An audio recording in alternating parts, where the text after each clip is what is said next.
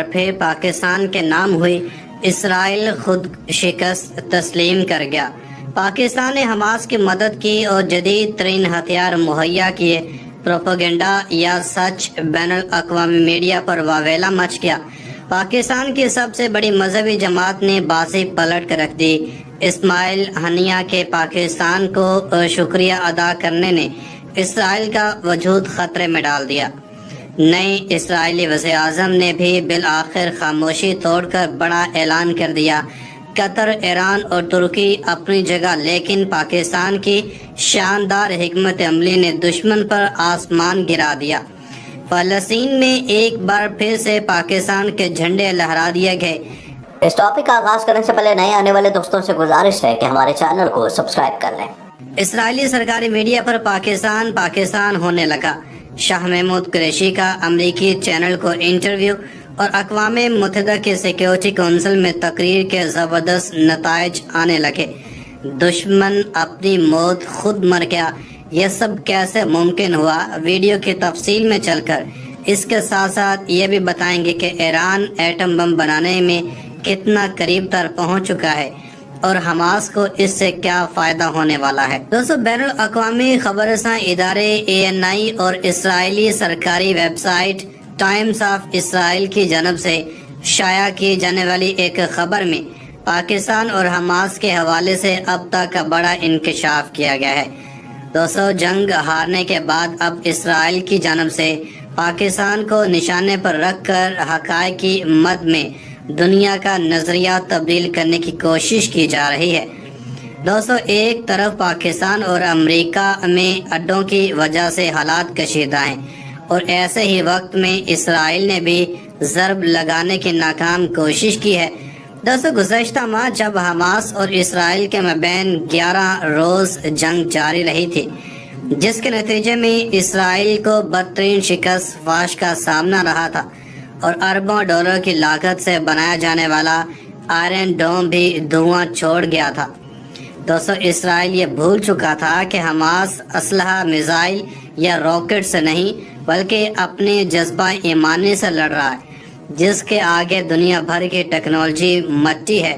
اس وقت کچھ اسلامی ممالک جنہوں نے کھل کر فلسطین کے حق میں آواز اٹھائی تھی، ان میں ترکی اور قطر کے بعد سب سے اہم ترین ملک پاکستان تھا، جس کے وزیر خارجہ نے اقوام متحدہ سمیت امریکی نیشنل چینل پر انٹرویو دیتے ہوئے اسرائیل اور اس کے حامیوں کو اوقات دکھا دی تھی۔ دوستو، پاکستان اسلامی دنیا کی واحد ایٹمی طاقت ہے جس پر پوری امت مسلمہ بڑا مان کرتی ہے۔ دنیا میں کسی بھی جگہ مسلمانوں کے حق میں آواز اٹھانے پر پاکستان ہمیشہ سر فہرست رہا ہے۔ دوستو، اب کی بار جب دنیا کی جدید ترین ٹیکنالوجی رکھنے والا اسرائیل بھی شکست سے دوچار ہوا تو اس نے پاکستان کو آڑے ہاتھوں لیتے ہوئے اس کو حماس کا سب سے بڑا مددگار قرار دے دیا۔ دوستو، ANI نیوز ویب سائٹ سے اس حوالے سے ایک خبر شائع کی گئی ہے جس میں انہوں نے بغیر کسی نام کے سابق پاکستانی وزیر کا حوالہ دیتے ہوئے کہا کہ پاکستان نے فلسطینی جنگجوؤں کو تربیت دے کر ان کی مدد کی ہے۔ دوستو، رپورٹ میں تفصیل سے یہ بات کرتے ہوئے کہا گیا ہے کہ جغرافیائی اور سیاسی ماہرین اس بات کا جلد از جلد نوٹس لیں کہ پاکستان کس طرح حماس کی مدد کر رہا ہے، کیونکہ مشرق وسطیٰ ایسا خطہ ہے جہاں پر پہلے ہی بہت سارے تنازع ہیں۔ دوستو، ANI کے ساتھ ساتھ ٹائمز آف اسرائیل کے اوپن اینڈ ایڈیشن میں جغرافی علوم کے ماہر فابین باؤسارٹ نے بھی ایک آرٹیکل لکھا جس میں اس نے کہا ہے کہ حماس کی مدد کرنے میں ایران، قطر اور ترکی جیسے ممالک کا کردار رہا ہے، لیکن پاکستان کا کردار بھی اہم ترین ہے جو کہ ریڈار میں نہیں ہے۔ اس نے کہا کہ یہ حماس اور اسرائیل کے درمیان حالیہ جنگ کے دوران ہوا ہے جو کہ ایک ایسی جنگ تھی جس کے بند ہونے کی توقع بھی نہیں تھی۔ اس کے ساتھ ساتھ باسارٹ جو سیاسی اور خارجہ امور کے مرکز CPFA کا صدر بھی ہے، اس نے کہا کہ حماس نے جس نظریاتی اعتبار کو جنم دیا ہے وہ دراصل پاکستان اور اس کے جہادی رجحان سے وابستہ ہے۔ اس نے کہا کہ حماس اور پاکستان میں موجود جماعت اسلامی کا نظریہ ایک ہی ہے، جس کی وجہ سے یہ دونوں تنظیمیں ایک ہی سکے کا دو رخ ہیں۔ دوستو، نظریاتی روابط کو ایک طرف رکھتے ہوئے باؤ سارٹ نے کہا کہ پاکستان کو حماس کو بھی اپنی سرحد سے باہر استعمال کرتا ہے، جس سے اسرائیل انتہائی خوف زدہ ہے۔ اس نے مزید کہا کہ اب تک حماس کی مدد کرنے پر پاکستان کے حوالے سے کوئی بھی ثبوت باقی نہیں ہے۔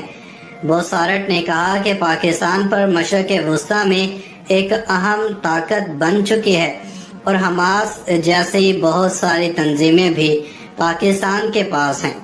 اس نے مزید کہا کہ فلسطین میں پاکستان اپنی حمایت دگنی کر رہا ہے اور فلسطینی بھی پاکستان کے حمایت میں اضافہ کر رہے ہیں۔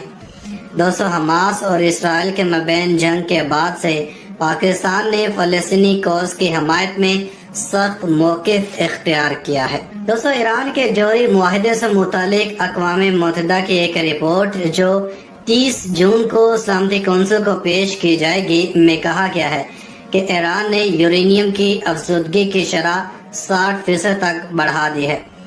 اقوام متحدہ کی رپورٹ میں اشارہ کیا گیا ہے کہ ایران نے یورینیم کی افزودگی کے لیے نئے سینٹریفیوج لگائے ہیں۔